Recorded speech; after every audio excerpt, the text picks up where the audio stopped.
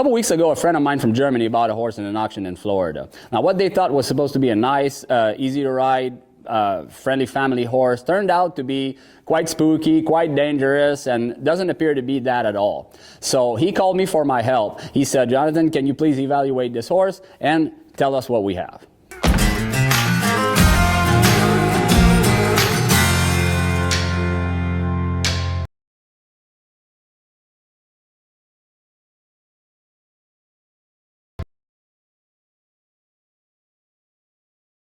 So we're definitely kicking off 2024 a little bit different this time.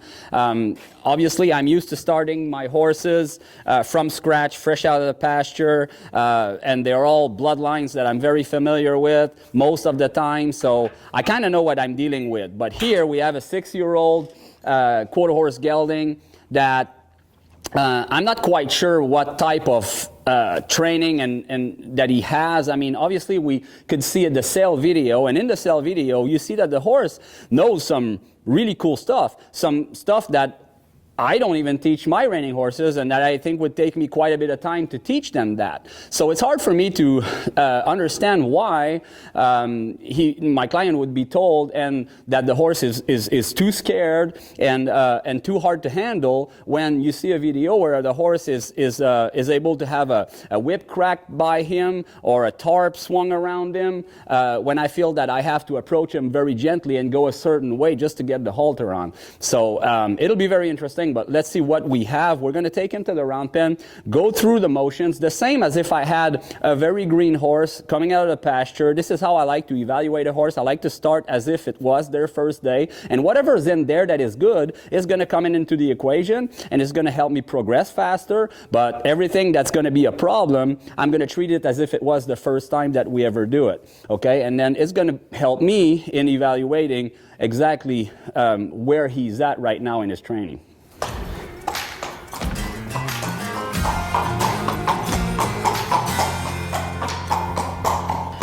All right, so I assume that the horse can be saddled up in the cross ties. You know, I mean, it's a 6-year-old, and it looks like he's had plenty of saddles on. So I'm going to skip a few steps here and just assume that he's good, but I'm going to be careful. Okay, so we've only had him here a few days, and his feet were quite long, so I had my farrier come and do his feet before we get to work on him. And he was too nervous to be tied to the wall and let us shoe him, so we actually had to sedate him in order to get his feet done. So the key element that I take out of that is that obviously there's a certain situation where the horse, when feels a certain amount of pressure, his flight system kicks in and he wants out of there. Now I'm going to progressively test that in various situations by applying a light amount of pressure and seeing, you know, which amount of pressure in which situation seems to trigger that, and see how far I can take it. So the horse was ridden in that auction, and that was roughly 8 weeks ago. So I don't know that if he's had a saddle on since. Definitely feels a little cinchy. I'm not going to go super tight here. I normally ever go really tight right here in the cross ties. I try to go in increments, so a little tighter, a little bit softer here, a little tighter as I get closer to the arena, and a little bit tighter when I get on. And once I get ready to train, they're warmed up, then I like to give it an extra hole. But yeah, definitely a little cinchy here, but not terrible.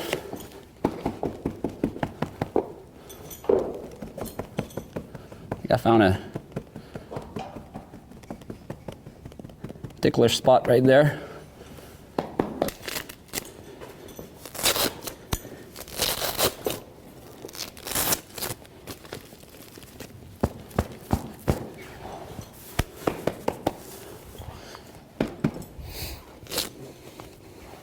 So at this stage, if it's a horse that is supposed to be very safe, kids can ride and whatever, these are the things that I would rather not see him be afraid of. Okay, when I make a little quick movement or a little noise of the boots and stuff, then he seems to spook at that a little bit. He hasn't done anything crazy, but it doesn't seem to take much to scare him. So obviously this horse has probably had a bit in his mouth multiple times, but I'm still going to start him in a working halter. I am going to bring this bit to the round pen and switch him to that when I feel that he's ready. I'm going to bring my absolute favorite bit. If you watch my videos in the past, you know which bit I'm talking about. This is the bit that I call the comfort bit. It has a higher purchase and an S shank, so it offers a lot of leverage when you do pull, but the mouthpiece is very, very comfortable. It offers a lot of space and relief at the bars of the mouth of the horse, and the curve of the mouthpiece is very comfortable. And very often, it doesn't matter how sharp of a bit you put in the horse's mouth. Obviously, if you're going to be in a pulling contest with the horse and you have a lot of leverage and you have a very uncomfortable mouthpiece, yes, they may be more willing to give to the pressure, but you're always going to have that little brace against your hand before they give. It's never going to be a soft follow of the pressure, and that's what I feel that this bit is able to create. Is getting rid of that little brace at the moment that your fingers touch the rein, and then once you don't have that, then they'll follow the pressure, and it's a lot easier to have a horse be willing to give to your hand rather than trying to make them give to your hands.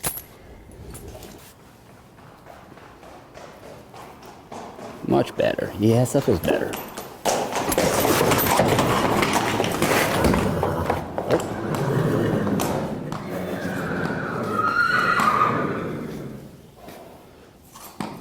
You're missing a handler there, buddy.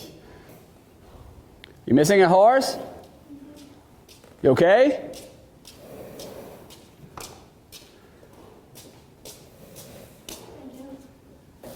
Okay, so, all right.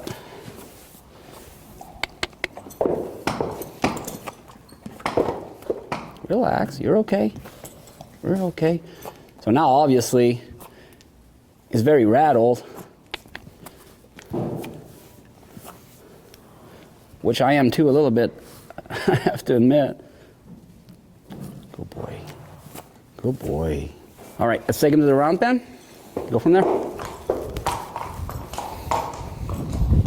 So now, obviously, I would be scared to get on this horse right now. So doesn't seem to me like the kind of horse you can just pull out of the pasture, pull out of the stall, put a saddle on, and go ride. But maybe he's just a little jumpy, a little fresh, a new environment. So I would like to see this horse relax and completely change his demeanor over the next 10, 15 minutes as he gets warmed up. But right now, there's a lot of energy into this horse, and it's channeled all over his body. He's kind of like a little bit like a bomb ready to blow. And I really don't like that feeling, because I don't want that to blow up when I'm on him or anywhere near him.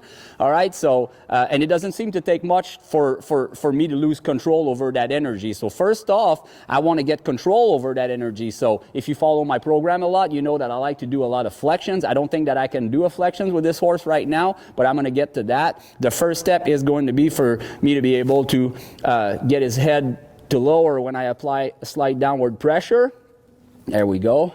See, I want to get to where that head stays there. Obviously, it's not, right? That energy just shoots right back up his neck the second that he's given, but at least he gives me something. So I feel like that's a good thing, and it's something that I want to build off of. So this I'm going to do very, very often, all right? And I want that to become sort of my baseline and go-to to regain control over his body energy. All right, so I haven't cinched him up again ever since we got here, but walking in here, he feels very, very tight in the body, and doesn't really want to trust me getting near his side so much. So I'm just going to do, like I said, I'm going to do like as if it was a young horse going through the motions for the first time. Let's cinch him up just a little more.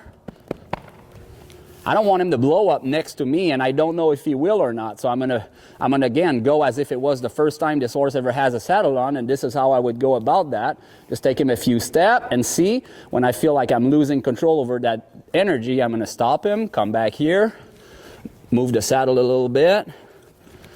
He did not like that at all. So I can tell you that I am definitely happy that no one's butt is in that saddle right now, because I don't think it would be pretty. There we go, good boy. So I'm not going to try to scare him, right? Earlier, I barely had my hand on the horn and moved that saddle a little bit, and that got his energy to just, I like that relief there, that was great. I got that energy to just shoot up all over his body. So I'm going to go gently and build off on top of that.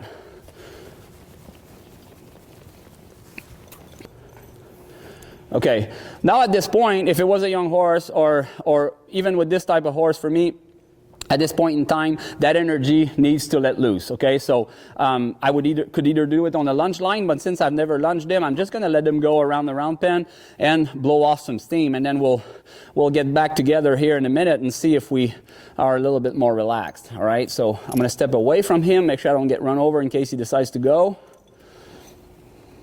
Good boy. All right.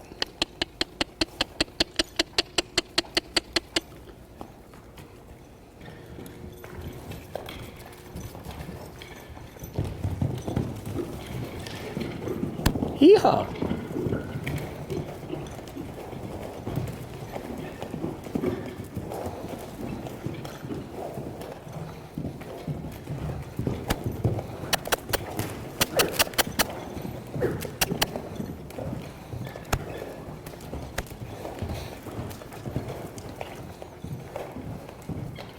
Whoa, whoa, whoa. Good boy. Good boy.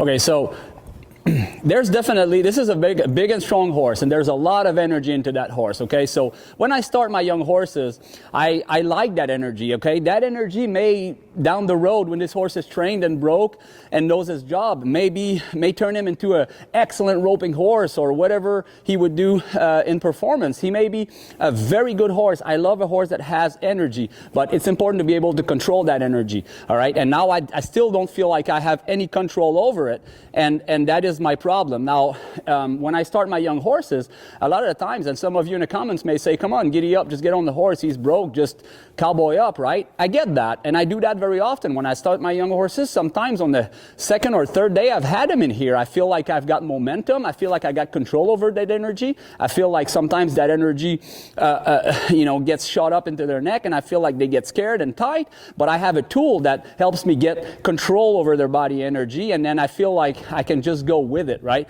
And but in his case, I feel like it really is a lot of energy, and I feel like I don't have control over it very much, other than that slight pull here that I have. I'm going to try him with the bit and test a few things out and see where that goes, and then maybe I'll grow the guts to hop on him and get ourselves a rodeo here, or maybe he'll just be really good. But I will admit that I don't trust him just yet.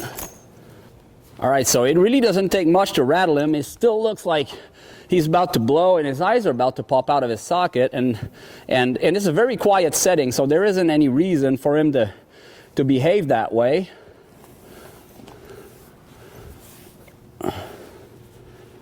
So I'm sort of starting to run out of ideas here, other than just run him until he runs out of energy, see if that does the trick. But it seems like that the more that I handle him and the more that I do with him, the more worried he gets.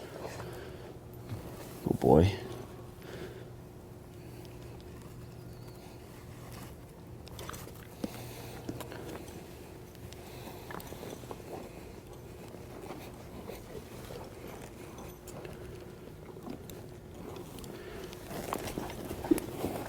Easy. Good boy. Good boy. You're all right.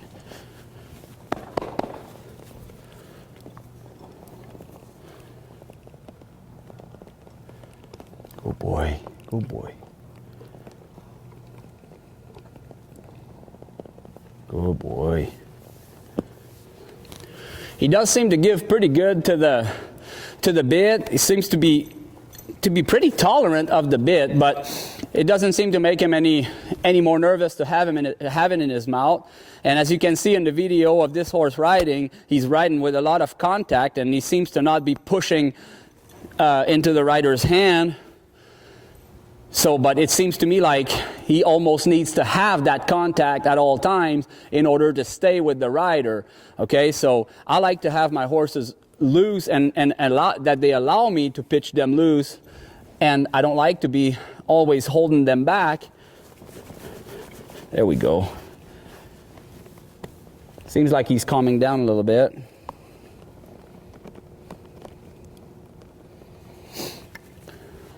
I feel like I'm just way out of my expertise here. I mean, again, I like to treat every horse that I don't know as if it was the first time that I ever handled them. But I wish. I was just thinking about you. I was just about to say, actually, if there was a guy that I should call and help me know what are the next steps I need to take with a horse like that, because I just really have a hard time trusting him, and I really don't know what to make of that behavior. And so, yeah, it looks like you got your hands full here. You know, it seems pretty classic of a kind of a good sale video and kind of a horse trader kind of selling a horse. If you don't go see the horse in person, it's really hard to know really what you're getting yourself into, because you don't know how much that horse has been rode leading up to the sale or the video that they made. How many takes did it take to get that shot? But yeah, he seems like a pretty worried, nervous kind of horse. So I would like to have a go at him and see if we can help him get a little more gentle and confident.